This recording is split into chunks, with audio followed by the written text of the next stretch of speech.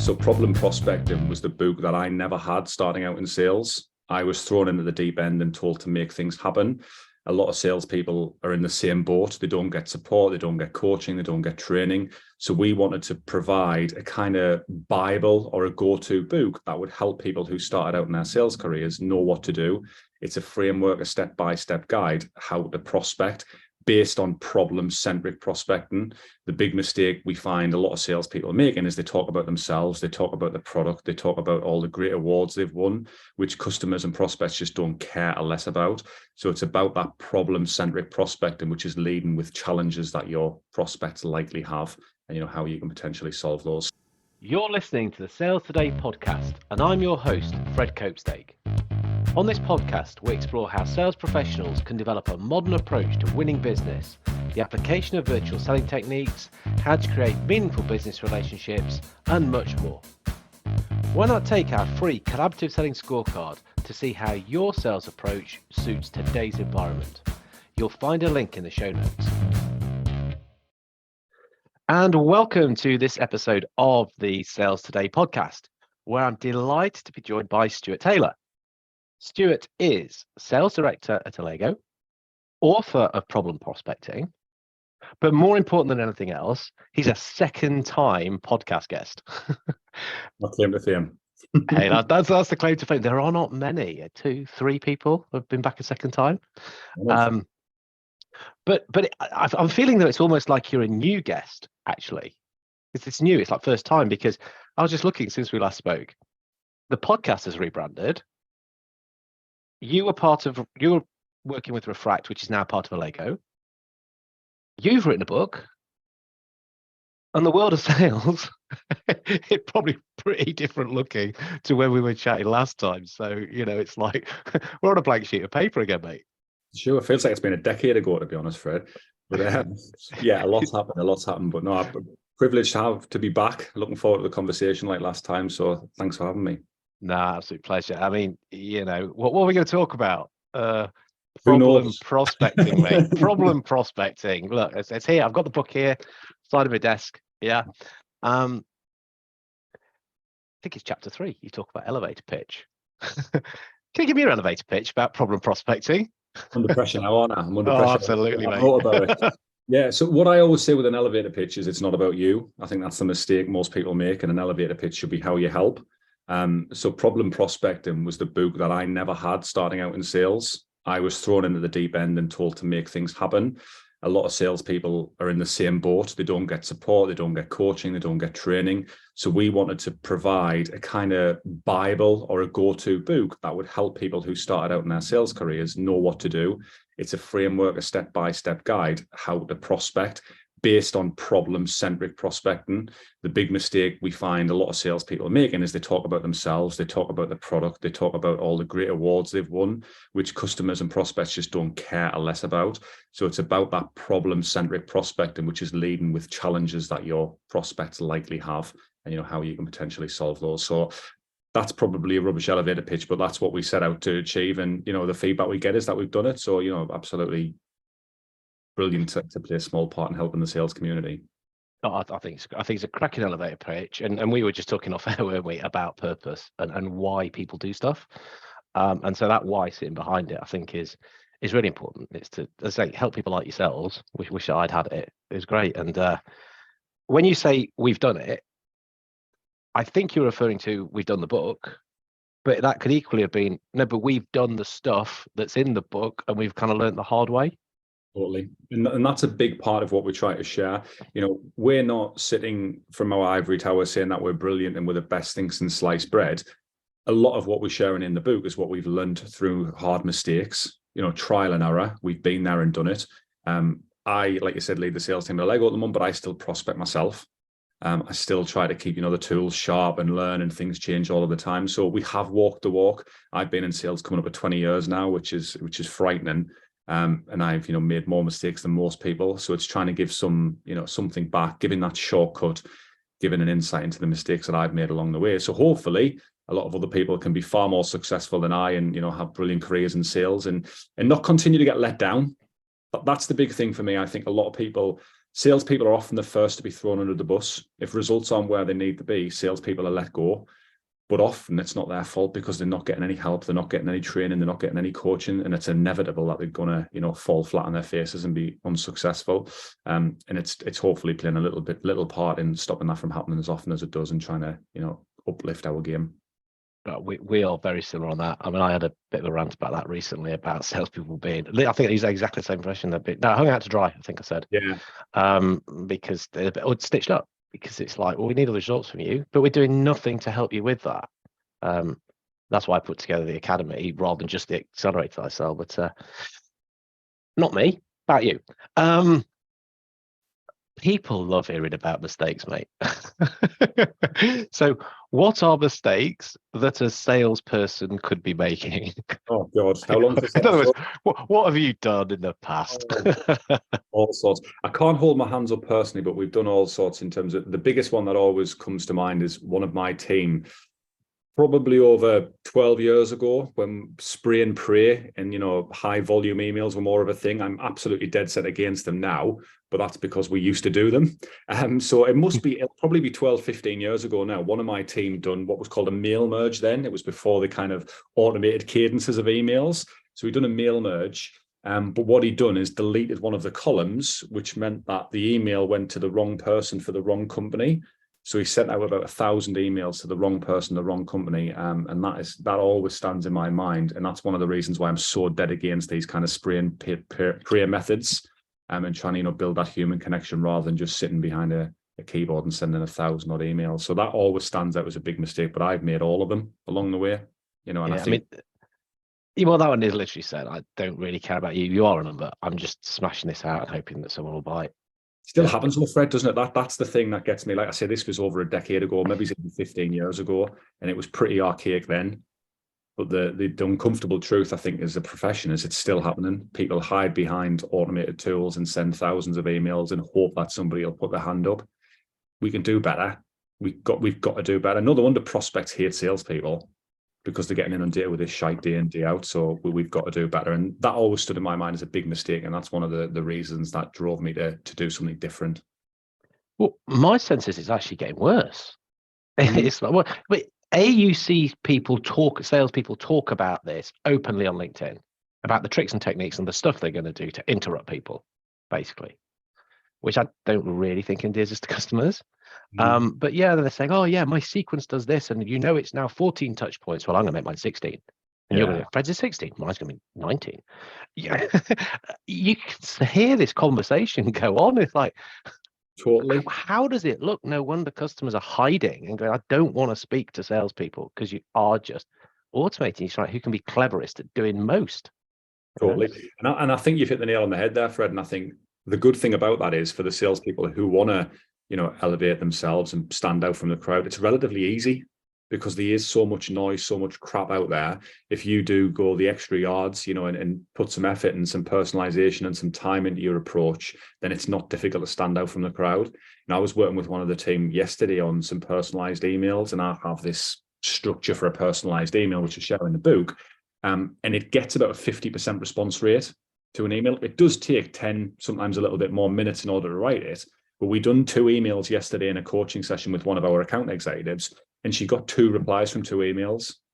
One was a positive, one was still positive, just a not now. And that just goes to show that, it's worth doing that little bit of extra effort up front, and you get the results. And I'm not going to say everybody's going to get 100% response rate to the emails following it, but I'd be very surprised if you don't get at least a 25, 30% if you follow the structure for those kind of personalized emails, because it's tried and tested over a lot of time that we use ourselves at Allegro.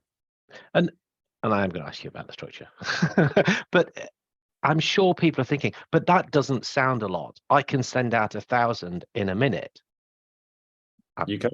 I think I know your response to this, but come on, give it. You can, and you can probably do more than that. And that's just so many problems, that achieves. The other thing is, I believe outbound prospecting is the spear.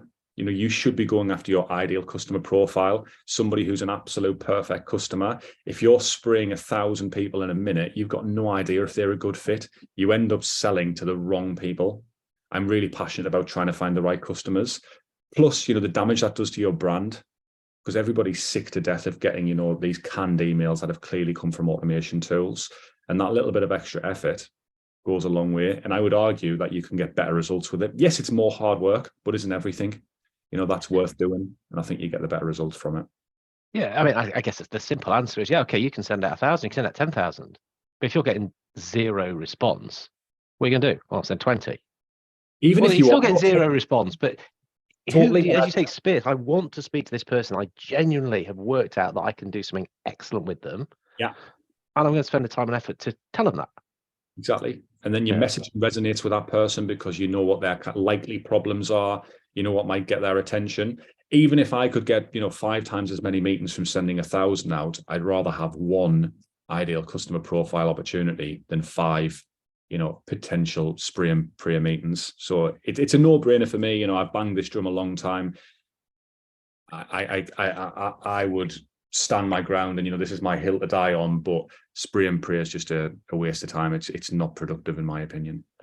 I guess there's another argument that, okay, yeah, well, I've sent out 1,000, I've got 5 meetings, Stuart. And you'll go, okay, well, let's just talk after you've been to those meetings, Fred, because the wheels will probably come off then. Because you'll turn up and it's not right then. So actually, you've just wasted even more time and effort to get to that point. Totally. And I think one of the big things that kills salespeople's success is being busy fools. So one of the biggest, vanity metrics in sales is a full pipeline, where you've got a lot of opportunities. Because guess what? You're living in hope. But what you want to do as a salesperson is be ruthless and qualify opportunities out that aren't a good fit. Sometimes our best performers at a Lego have got the smallest pipelines, and that's not because they're lazy and they're not getting opportunities, because they're ruthless. They're only spending time with people who, will likely buy the solution, who have a genuine pain that we can solve. Everybody else, in the best possible terms, they'll get rid of, because they know they're not going to buy, and they need to focus their time and effort elsewhere on the people who likely will buy.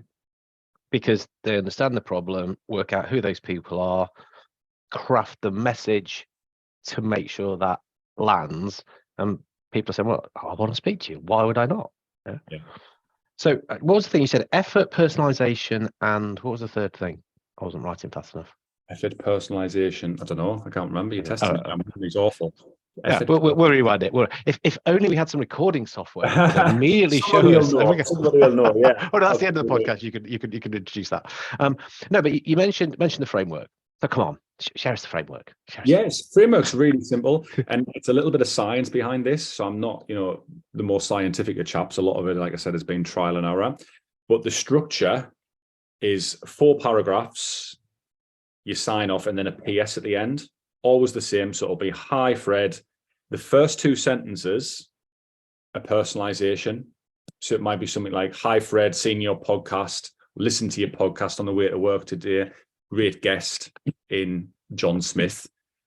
And then something else personalized as well. So we found that the results increased massively when we had 2 levels of personalization. So some people do 1. So a lot of people do 1 level of personalization, but they don't go that extra mile and do 2. So our results dramatically increase when we've done 2 levels of personalization. So the second sentence might be a quote. You said on your podcast, Fred, that this, and this. Totally agree. Think you hit the nail on the head. And then the next bit, which is really important and a lot of people get wrong, is the bridge. It's trying to link your personalization to your value proposition. So, it might be for you, you mentioned how passionate you are about coaching, as are we, and then your value proposition, whatever that is, and that's probably a podcast in itself about what the value proposition should be. Again, leading with problems in the value proposition is what I would say is the short answer. Then it's your ask. And my ask is normally very open-minded. It's like, hey, Fred, would you be open to me sharing a couple of ideas that might not be on your radar? How's your calendar looking tomorrow or Friday afternoon? ?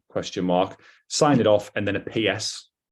Oh. So the PS is normally something personal, if I can grab something. So if you love red wine, or you love, a certain football team, I might mention the fixture they've got at the weekend, or I might mention a particular bottle of red wine that I'm fond of. Something like that is a level of personalization. And the science behind it, the reason we've done it, Google done a study with an eye tracker that tracked people's emails when they were reading, both on desktop and mobile. And what most humans do is they read the first 2 lines of an email and then skip to the end. So all of our personalization is in the first 2 lines and the PS at the end. So when a prospect first opens that email, they can see it's made for them. It's a personalized email all about them. So they tend to read the first two, skip to the end, and then go back and read it all. Because every part of an email, the purpose of it is just get somebody to read that little bit more. We want to get them to that, call to action, where hopefully they'll hit reply and say, yep, you can have a chat tomorrow afternoon. How's 10 a.m.? And that's the kind of, logic behind it and the structure that we use. I like that. And so the personalization up front, the first two, that's the more relevant piece. Correct. Because I suspect there might be a couple of people listening going, oh, no, don't personal at a truly personal level about football teams, red wine and all that sort of stuff. That's not relevant. People don't like that. That's got nothing to do with anything. Yeah. What's your response to that? The ideal is something that somebody's created. So, everybody now, well, not everybody, but a lot of people have content on LinkedIn. A lot of people have a voice now, a personal brand. It's getting easy because more people are putting content out there. It's podcasts, blogs, articles, whatever it might be. So it's using something they've written about. And if you can tie it to your product and, you've got a similarity there, then that's the holy grail. Doesn't always have to be. But then the PS is normally something a lot more trivial. So, for example, my sister's got a dog. If I find somebody who says they're a dog lover or, a dog mum or a dog dad or whatever people put on LinkedIn, I'll sometimes put PS, know you're a dog fan, meet Charlie, and I'll have a picture of my sister's dog. Little things like that. You've got the real personalized things about them, professional, and then just something a little bit more casual in the PS at the end. And so the difference I'm hearing here is that some people lead on that. That's personalization. And there's nothing really busy. Yeah, okay, so I put back cats. So you like cats, Fred?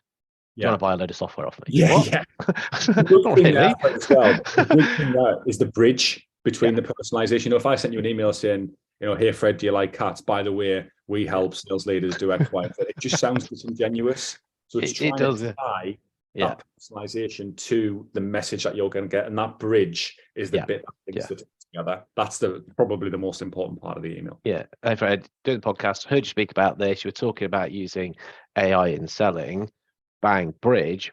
We are very much behind this because it does save a lot of time and effort, as you mentioned. And so this is yeah, better value prop. Yeah. PS. Oh yeah, I heard you also talk about cat on that podcast. Yeah, mine's called so and so. That's different. That is very, very different to the pure. Oh, you went to such and such university. Buy my things. People keep saying to me, you're telling everybody how to do it, but probably 90% of the people listening won't do anything with it. It's like anything, isn't it? And that's why I don't mind sharing, because if everybody did it, it probably wouldn't work. But I know that most people won't, because guess what? That's hard. Yeah. It's not easy. You've got to go to that effort of doing it. It might take you 10, 15 minutes to write an email, but guess what? If you can get a 50% response rate, then you're laughing, and it does work for us. The hard bit is finding people with the right content. But again, that's something you can get some help with. The hard bit is finding people to write content. With their own content. Oh, so people who are saying enough about themselves to be able to reflect it back to them to say. Yeah. So we use we've got assistants at Allego now who will help the SDRs to find people like that. So they'll actually find the right people who have content, who have published content or, blogs, articles, whatever it might be. And then they have a list of people who have that content, so they can just, create those emails. So they're not spending ages trying to find the right people. Oh, that's cool. And so they work in like a little pod, a little sales pod. Is that right? Yeah. Clever. Having people do the stuff that they're good at, focusing their time on it. We talked about discipline offline as well, didn't we? Yeah, that's what you're good at. We want you doing that stuff. Don't waste time doing other things. And different people like different things. And the people who do that love it because they almost feel like they're snooping around trying to find information on people, like there's kind of private eye or something, which is a different story. And that's a relevant point, but you've got to be careful. There's a fine line here between personalization. One of our SDRs once sent an email. This guy was a big petrol head or gas head, as they would say in the US, massive car fan, a bit like myself. And one of our SDRs sent him an email, and the subject line was his registration. I said, "You can't do that, John," because it was a picture on his Instagram. And the guy replied back saying, "Great email, but I thought you were going to tow my car away." You've got to be really careful between personalization and stalking. I think anything that's on LinkedIn is fair game, but don't go stalking people's Instagram and Facebook accounts and God knows what else and start mentioning the kids or things like that. So that's going to get you in a world of bother. It could, but Isn't this interesting? Again, we had a great conversation offline. We should have recorded all of it. We should, But, we should. but we're talking about AI and some of the stuff that it can do, which is like pull this stuff for you, but it doesn't think. It'd be like, okay, you've said that, I'm going to reflect that back. You need the human to go, no, that's a bit creepy. It just needs that. Or, yeah, that's a problem. Everyone has that problem. But is it big enough for this person at this time that I need to put my judgment on that? Yes, it's a problem. Is it their biggest problem? Should I be talking about something else? Should I even be talking about it because they've got another problem which they're distracted by? They're not going to give me any time of day at the moment. Totally. Leave that to the side. Go to somebody else.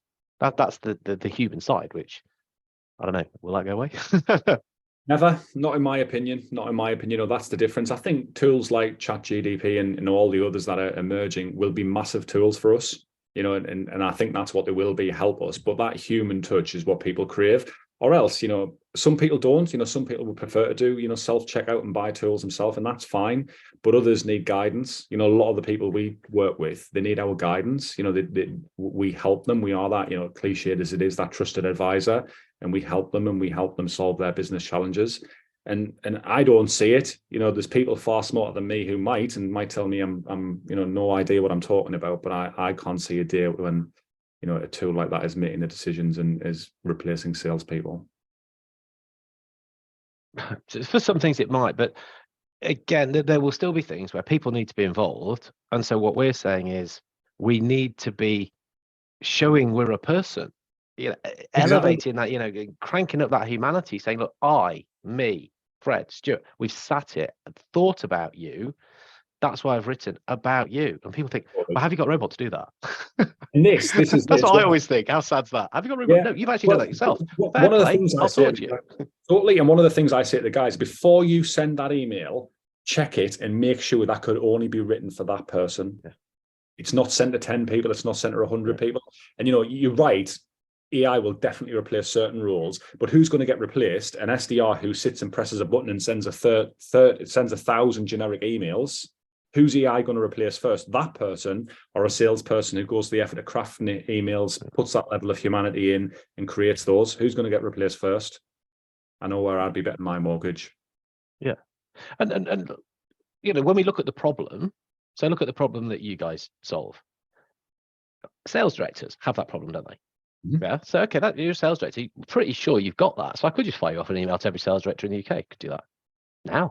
We could do it before we finish the podcast, and then sit and wait for all the responses to flood in, which won't happen. So we might as well carry on podcasting.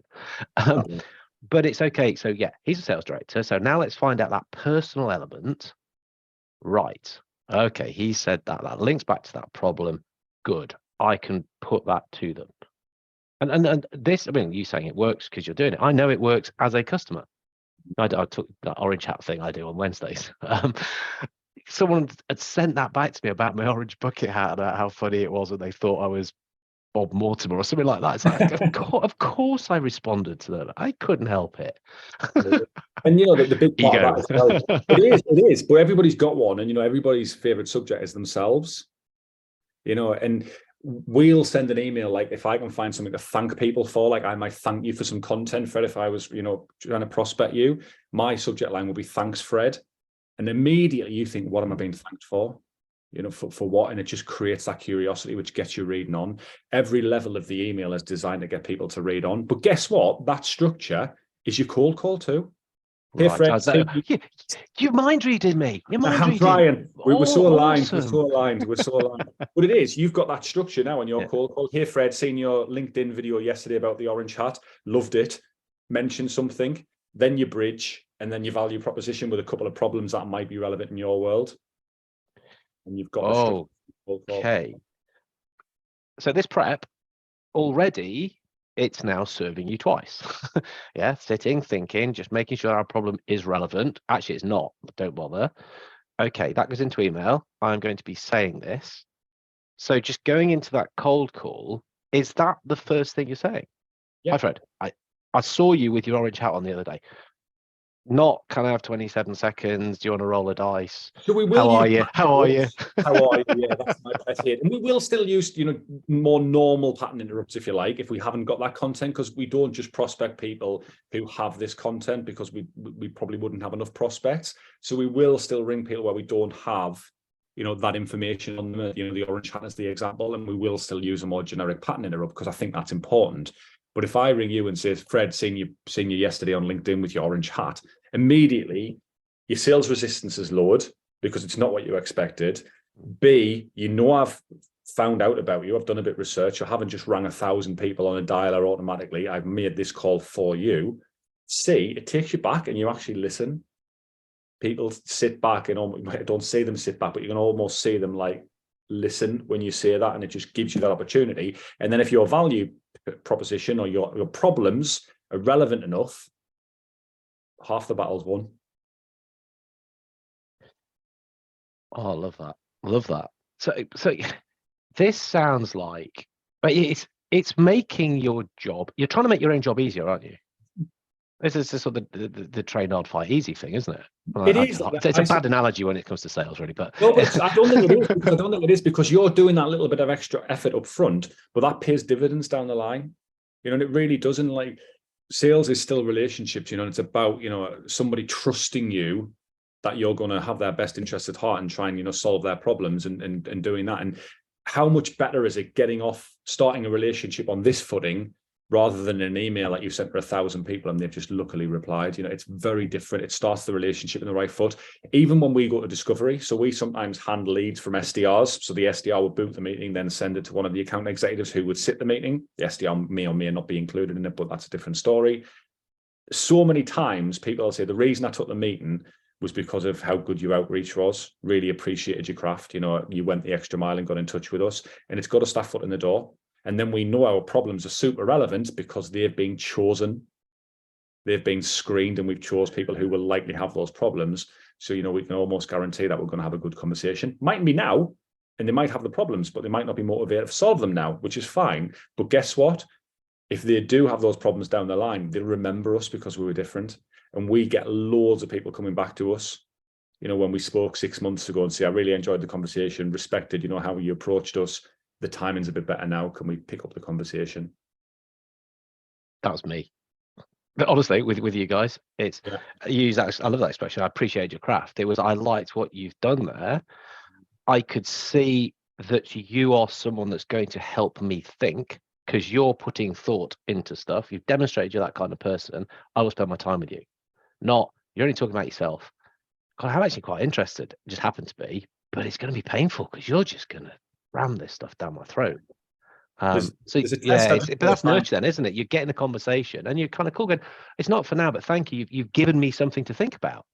Oh, happy days. That's my job. And I've told loads of people it's not right for them now, because I am brutally honest now as well. That's another thing. If this isn't a good fit for them and I don't think it's going to work, I will tell people. But guess what? Things change all of the time. And they will know that when things change. Actually, I remember speaking to Stu 3 months down the line or 6 months down the line, and a lot of them come back to us. Not all. So we still try to prospect people. So I might ring you, in 6 months and see if things are still the same and if anything's changed. That's part of being a salesperson as well. But a lot of people will directly come back to us and pick up the conversation again. So you're right. It goes back to the thing you mentioned about, sometimes it's doing the hard things and, train hard, fight easy. And I do think that's true, because you go on the extra mile doing this effort up front, and then it makes the rest of the sales process much easier. Oh, awesome. Video. Do you send video as well? Absolutely. Yeah. Not with this face, I don't. But I do. Other members of the team are encouraged to. Other members of the team. Yeah, I've got a face for radio. But no, we do. Our cadence is a bit of everything. So, and the reason for that is because how can we ensure that the method of outreach we're using is where a prospect wants to communicate? We've got no idea. Some people absolutely love a phone call. I'll take cold calls all day because I like giving people a chance, but I also like to see if anybody's any good and I can steal things from them, if they're a good cold caller. So I'll take cold calls all day. I might throw you a few objections to test you, but I do take cold calls all day. So that's how you would get me. Emails, I very rarely reply unless they're really good. Voice notes, I think I reply to pretty much everyone because I don't get many. Videos, again, I think I reply to pretty much everyone because I don't get many. And our prospects are the same. So we have a multi-channel cadence, which is emails, phone calls, voice notes, videos, pretty much everything. I've seen a big movement on LinkedIn now, which we haven't adopted on, WhatsApp messages to prospects. Don't know how I feel about that yet. I don't know if it's again, crossing that line and between, work and home life. I don't know. I could be proven wrong, but yeah, it's about trying to reach your prospect where they're most likely to reply. So you need to try pretty much everything, to try and get their attention. Oh, love it. So I love the idea. I'm taking a cold call. I want to see how you do. But I mean, you're a coach. That's what you do. I mean, you're a sales leader, but as you say, you do your own prospecting. You coach the team a lot, but we'll talk about this later. Do you end up coaching the people that are trying to sell to you?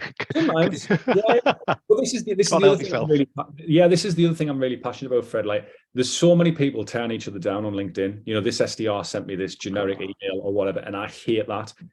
I would never expose somebody that. I might go back private and say, look, have you ever tried X, Y, and Z? And give them some kind of pointers. So absolutely, because guess what? I've done it.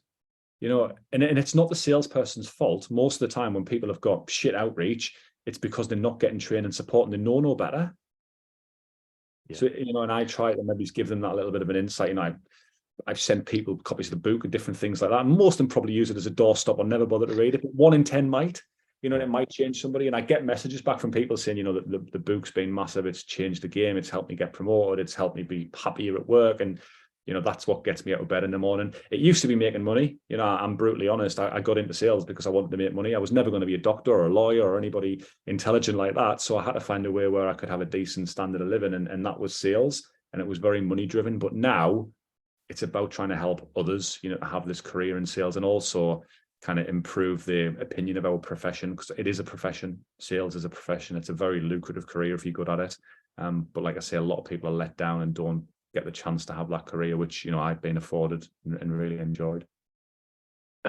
We are so similar in so many ways, from haircut all the way through to absolutely. But it's very similar thinking, which is what hence second appearance. And I suspect there might be a third and fourth, because we could talk about this stuff. Because I actually love the stuff you're saying.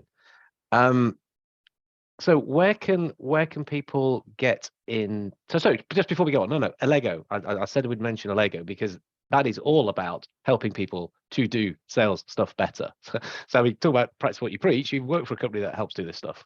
So just give us a quick insight into that. It's worthwhile. Yeah, so Allego, is exactly what you mentioned. I couldn't sell something I'm not passionate about these days. And as coaching and developing salespeople is super passionate to me. And Allego is a platform that helps enable sellers to be better at their craft in various different ways. It's a solution to make sellers better. And, that's why I'm so passionate about it and why we do it, because that's the big thing behind us. But like I said, this isn't about Allego, but that's something I'm super passionate about. If somebody wants to get in touch with me, if you want me to answer that, then I'm really vocal on LinkedIn. You can pick up the phone and give me a ring. My email and my phone number's on my LinkedIn profile. I'm pretty much building my own personal brand on LinkedIn, which I know is a conversation for another day. But yeah, I'm trying to just share my journey and share things on LinkedIn. So if anybody wants to get in touch, connect with me on LinkedIn or pick up the phone and give me a call. But I might throw you an objection or two. So we're ready.